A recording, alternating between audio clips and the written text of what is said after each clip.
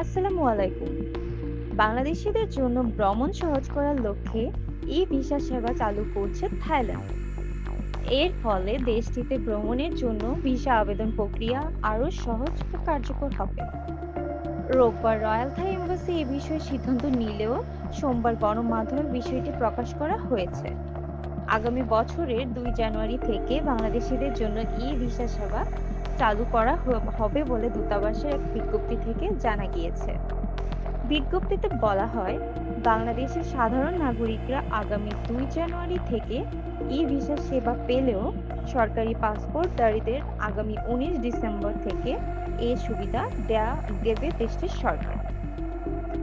আবেদনের ১০ দিনের মধ্যে ইমেইলে ভিসা দেওয়া হবে।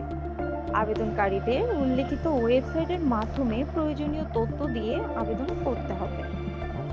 বিজ্ঞপ্তিতে আরো বলা হয়েছে, এই নতুন ব্যবস্থার মাধ্যমে আবেদনকারীরা ইমেইলের মাধ্যমে অনুমোদিত ভিসা পাবেন। এরপর এটি প্রিন্ট করে থাই ইমিগ্রেশন সেন্টারে উপস্থাপন করতে পারবেন তারা। আবেদনকারীরা উল্লেখিত ওয়েবসাইটের মাধ্যমে দূতাবাসের ব্যাংক অ্যাকাউন্টে আবেদন ফি জমা দিতে পারবেন। এরপর দূতাবাসের ফি যাচাইকরণের জন্য প্রণীত সিস্টেম পেমেন্ট ইনফো সামারিতে তার তথ্য দিতে হবে। ই ভিসা চালুর ফলে আগামী ২৪ ডিসেম্বর থেকে ঢাকার থাইল্যান্ডের ভিসা সেন্টারটি বন্ধ করে দেওয়া হবে বলে জানিয়েছে দূতাবাস।